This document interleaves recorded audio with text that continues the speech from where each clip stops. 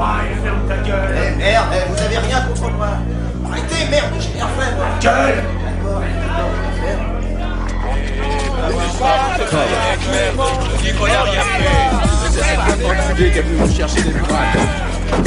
D'accord, Allez, avance, Rocket. Bonjour à tous, ici Mister Cult. Au programme aujourd'hui, c'est toujours bizarre, dès qu'il y a quelque chose de grave, les gens savent, mais dès qu'il s'agit de répondre aux questions, ils ont rien vu, rien entendu. Excusez-moi. J'ai rien à dire, j'ai rien vu. Je désirerais vous poser quelques questions. J'ai rien vu. Si vous avez vu quoi que ce Vu soit... quoi? J'ai rien à dire, foutez-moi la paix. Vous êtes prêts? C'est parti pour Colors.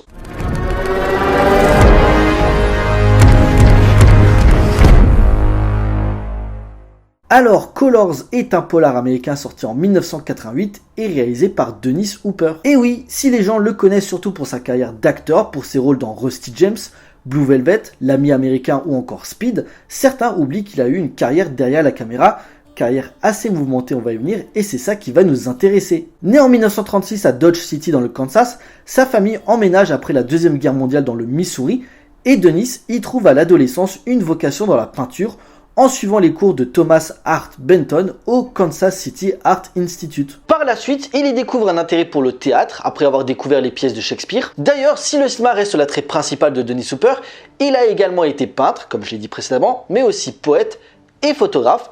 Son travail a par ailleurs été mis en avant dans diverses expositions. Le déclic va arriver dans les années 50 lorsqu'il fait la rencontre d'un certain James Dean. Ce dernier lui donnera la possibilité de jouer avec lui dans La Fureur de vivre et Géant. Malheureusement, la mort de James Dean affecte énormément Dennis, si bien que son comportement sur les plateaux de tournage devient ingérable, entrant très souvent en conflit avec les réalisateurs. Résultat, il se fait bannir d'Hollywood pendant de nombreuses années, se concentrant sur ses autres activités artistiques. Puis un jour, il découvre le chef-d'œuvre de Dino Risi, Le Fanfaron, où deux amis interprétés par Vittorio Gassman et Jean-Louis Trintignant entreprennent un voyage sur les routes d'Italie. De ce film fait naître l'idée à Dennis Hopper de réaliser pour son premier film un road movie, ainsi sort en 1969 Easy Rider. Coécrit avec Terry Southern et Peter Fonda, qui tient le rôle principal aux côtés de Dennis Hopper, également acteur ici, on suit deux motards qui partent en road trip pour participer à un carnaval à la Nouvelle-Orléans. Durant leur traversée, ils rencontreront le mode de vie hippie et un avocat qui les accompagnera dans leur périple, interprété par Jack Nicholson. Par son apport significatif au cinéma américain et à la culture des États-Unis,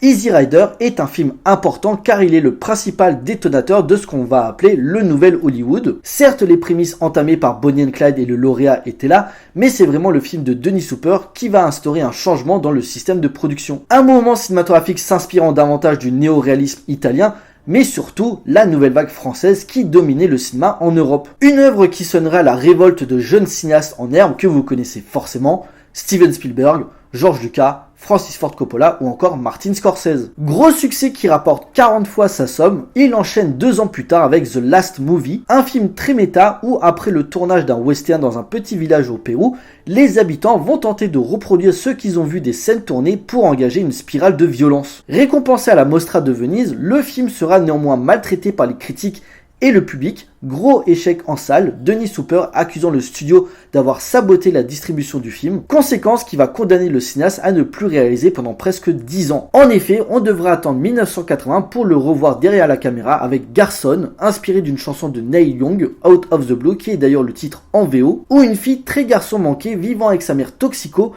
va tenter de reprendre une vie normale après la sortie de prison de son père. Drame social pouvant être vu comme une suite intimiste de Easy Rider et où on peut comparer le changement radical d'époque. L'idéalisme hippie a disparu, la prise de drogue est devenue une addiction, la liberté sexuelle est devenue une déviance ou encore le rock n'est plus, c'est le punk qui prédomine. Si le premier film de Dennis Hopper était connu comme l'avènement du nouvel Hollywood, Garçon est clairement significatif de sa fin, témoin de la transformation de la société américaine, loin d'une certaine utopie, mais qui par son succès et ses excellents retours permettront au cinéaste d'être un peu mieux accepté à Hollywood. Mais avec Dennis Hopper, c'est toujours compliqué. Après le film du jour qui reçoit de très bonnes critiques et cartonne au box-office, il enchaîne en 1990 avec 2 films aux résultats plus que mitigés. Une trop belle cible où une artiste jouée par Jodie Foster est témoin d'un meurtre organisé par la mafia. Contrainte de s'enfuir, elle refait sa vie via une nouvelle identité, mais elle se fait cependant retrouver par 2 tueurs, dont un qui va tomber amoureux d'elle. Prévu pour durer 3 heures, Weston Pictures, non satisfait du montage original, remonte le film sans l'accord de Dennis Hopper, qui, fou de rage, se retourne contre le studio et refusera d'être crédité sur son vrai nom pour être remplacé par Alan Smithy. Alors pour ceux qui ne savent pas ce que c'est Alan Smithy, c'est un pseudonyme que se donnent certains réalisateurs mécontents ou qui ont honte de leur film suite à des problèmes de production ou tout simplement parce que le résultat final ne correspond plus à l'idée de départ. Suite à la faillite de Weston Pictures, Dennis Hopper aura la possibilité de réaliser une Director's Cut plus longue de 18 minutes. La version contient également de nombreuses différences dans certaines séquences ainsi qu'une nouvelle fin. Et en parallèle, Hotspot, où un repris de justice débarque dans une petite ville du Texas dans le but de dévaliser une banque tout en entretenant une relation avec 2 femmes. Thriller érotique agrémenté d'une superbe BO, Hotspot sera malheureusement un échec commercial, à peine 2 millions de dollars de recettes pour un budget avoisinant les 10. Perte sèche. Et ça va pas s'arranger en 1994 avec son dernier film, L'Escorte Infernale, une comédie d'action où 2 soldats sont chargés d'escorter une dangereuse mais séduisante femme. Si les performances de Tom Berenger, William McNamara et Erika Eleniak sont à saluer, l'humour visqueux et le côté sexiste dérangeant causeront un nouvel échec à Dennis Hopper, énonciateur de son arrêt de réaliser des films. Jusqu'à son décès en 2010 d'un cancer de la prostate lié à sa consommation de drogue, de clopes et d'alcool. Attachant et caricatural, persona non grata mais cinéaste exigeant, Dennis Hopper est un homme aux multiples facettes. Véritable électron devenu l'idole de toute une génération avec son premier film, puis paria dès le suivant pour mieux revenir tout en étant en marge du système. Un réalisateur contesté car engagé mais dont l'importance sociologique, idéologique ainsi qu'historique est indéniable, où la contre-culture s'est apparue à devenir culte par ses valeurs et sa frange anticonformiste. Un marginal qui aime dépeindre le désenchantement d'une Amérique, qui aime se confondre dans ses valeurs et la peur de se désolidariser dans ses idéaux, et dont le film du jour en est le parfait exemple. En effet, au milieu des années 80, le trafic de drogue et la guerre des gangs font rage dans différentes villes des États-Unis. Le scénariste Richard DiLello, qui avait notamment écrit Les Mauvais Garçons, avait prévu de centrer son histoire à Chicago, mais Dennis Hopper, qui a rejoint depuis le projet, préfère Los Angeles, trouvant que l'aspect urbain s'y prête beaucoup mieux à l'écran. Après avoir tourné avec lui dans Rusty James, Dennis Hopper voulait à la base Mickey Rourke dans le rôle principal, mais étant indisponible, c'est finalement Sean Penn qui est choisi, aux côtés de Robert Duvall. Devant le danger du sujet et les prises de vue dans de véritables quartiers défavorisés, ils ont carrément engagé des membres de gang comme garde du corps pour les acteurs.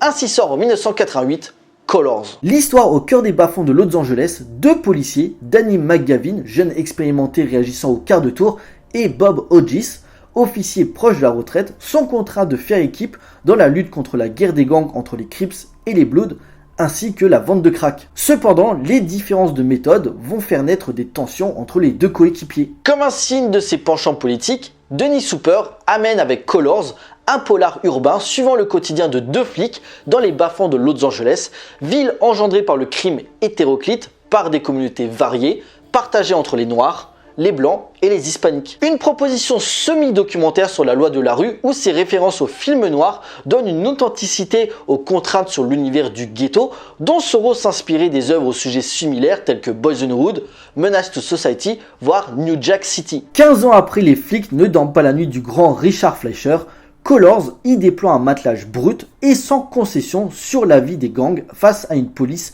dépassée par les événements en manque de moyens. S'inspirant de faits réels, on dénotait en effet en 1987 dans la ville de Los Angeles 600 gangs constitués de plus de 70 000 personnes. À l'opposé, on dénombrait à peine 250 membres de la lutte anti-gang, un gros écart représentatif du duo Bob Hodges, Danny McGavin. Danny est le jeune rookie tête brûlée qui ne rêve que d'appliquer la force brutale à ceux qui ne respectent pas la loi. Un apprentissage qui le confrontera à l'amour d'abord, mais par la suite la peur, la mort ou encore la trahison de ce même amour. A noter, je sais pas s'il était déjà dans son personnage, mais l'acteur a toujours eu un problème niveau comportement. Il a passé 33 jours en prison pour avoir frappé un figurant qui tentait de le prendre en photo durant le tournage. Clairement, faut pas faire chez Sean Penn, sachant qu'au même moment, sa relation avec Madonna battait de l'aile. C'est moi que tu regardes là? Essaye pas de me faire baisser les yeux, connard. C'est bon.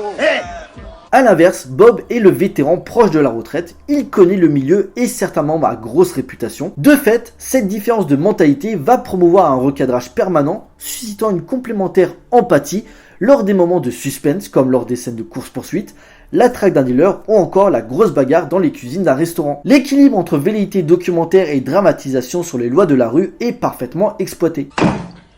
Et qu'est-ce qui te prend? Je suis trop vieux pour ces conneries. Pour une fois, je suis d'accord avec toi. Ah oui?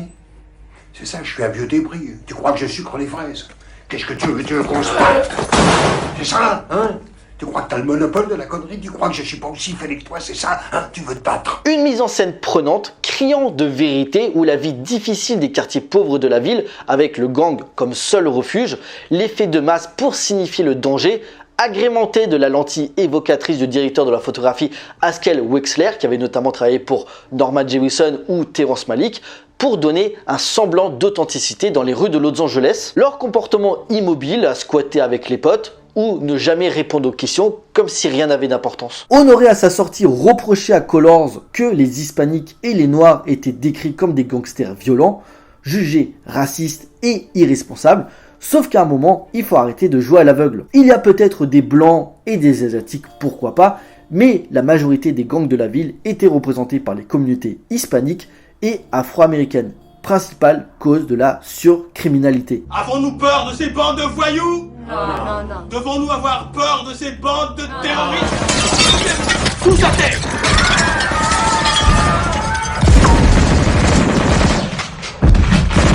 Oh nom de Dieu de merde!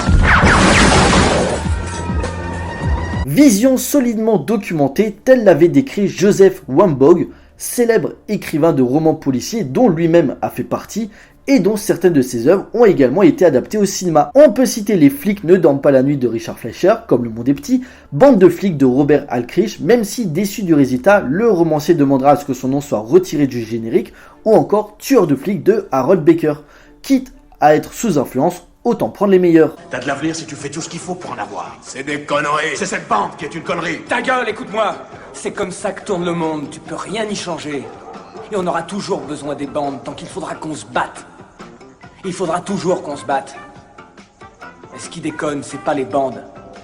Ce qui déconne, c'est la vie. Dennis Hopper réussit par un sens minutieux du mouvement et du détail à ne pas réaliser un simple film sur la police, mais à mettre en exergue une réflexion sur les gangs, sur les différentes rivalités, sur leur culture, pour mieux justifier le chaos ambiant qui va s'intensifier. Le cinéaste sachant se donner dans son sujet en évitant tout sensationnalisme, jouant plus sur les émotions du duo de flics, ainsi que la guerre des gangs, où la limite peut être franchie à tout moment. La violence paraissant aussi omniprésente qu'inéluctable, complétée par la musique du légendaire jazzman Herbie Hancock, ainsi qu'une soundtrack très orientée hip-hop. En 1988, le gangstera commence à se développer et on y retrouve des morceaux tels que Everywhere I Go de Rick James, Butcher Shop de Kool G Rap, sans oublier la chanson principale Colors, interprétée par Ice-T. Tromboy va crever, les mecs. Il va devenir tout bleu et il va y rester. Il va crever comme un rat si on le conduit pas à l'hôpital. Bouge pas, toi. Décolle pas avec moi, d'accord? Ça suffit, McKevin. Arrête de faire le mariole.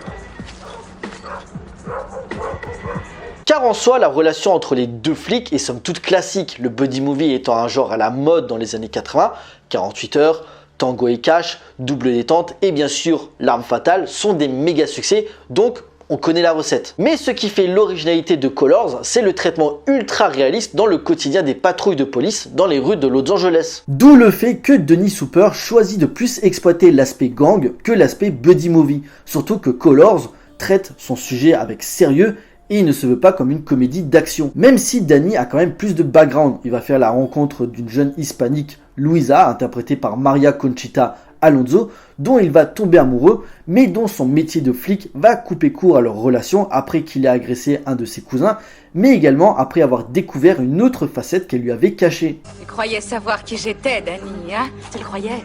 Tu n'as vu en moi que ce que tu voulais voir. Tu as toujours cru tout savoir. Regarde-moi, Danny. Regarde-moi. Ils ont besoin de toi là-haut. Regarde-moi, Pac-Man. Allez, regarde-moi, ça aussi c'est moi. Cependant, le principal problème, à savoir son comportement brutal, va lui porter préjudice. Lors d'une descente pour attraper Rocket, le principal suspect de plusieurs meurtres, il tombe sur l'abeille, un de ses amis, et, croyant faire un mouvement pour récupérer une arme, le sergent Benz lui tire mortellement dessus. Sauf qu'étant présent sur les lieux, toutes les rumeurs attestent que c'est Danny le tueur, et de fait, il va être la cible, sachant qu'un bain de sang est sur le point d'arriver dû à la guerre des gangs, et que le final s'avère dramatique, remettant en question ses idéaux. Je sais bien ce que tu crois. Je sais où tu veux en venir. Mais je suis pas dans cette division pour jouer aux gendarmes et aux voleurs avec ces salauds. Tu crois qu'ils te respectent? Ils rigolent, ils vont faire leur coup plus loin. Moi, je les laisserai pas faire, ça me regarde. Et si tu veux pas de moi, eh ben ça te regarde toi. Et cela fait écho dans la mécanique de la violence, avec cette volonté de marquer son territoire pour prouver sa virilité, la réalisation soignée pour justifier la présence de pourris dans tous les camps, où la police sert de point d'ancrage entre deux mondes qui cohabitent autant qu'ils se haïssent. Un film précurseur dont sauront sans rappeler Spike Lee, John Singleton ou encore Antoine Fuqua sur leur traitement des ghettos américains. Dommage malheureusement que la réalité va rattraper la fiction. Un membre des Crips sera assassiné par un Blood dans la file d'attente d'un cinéma qui projetait le film. Et on peut aussi mettre en perspective l'affaire Rodney King en 1991 et les conséquences désastreuses qui auront lieu, notamment les nombreuses émeutes suite à l'acquittement des 4 policiers impliqués, symbole de la lutte contre les violences policières et de la discrimination.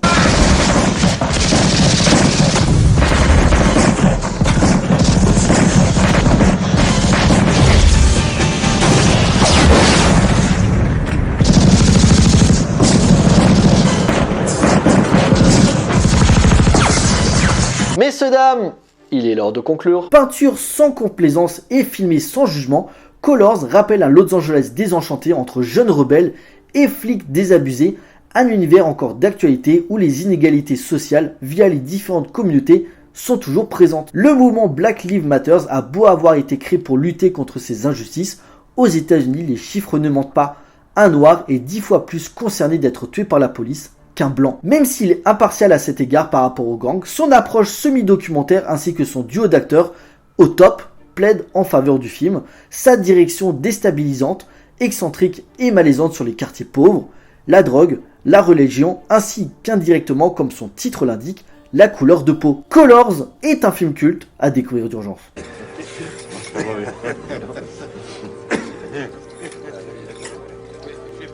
Voilà, cet épisode est à présent terminé, j'espère qu'il vous a plu. Donc Colors, un film à voir ou à revoir si ce n'est pas encore fait, un polar nerveux où la triste vision du monde qu'il dépeint nous montre malheureusement qu'il est toujours d'actualité. Pour nous, on se retrouve pour une prochaine vidéo, d'ici là, portez-vous bien, allez voir des films, ciao.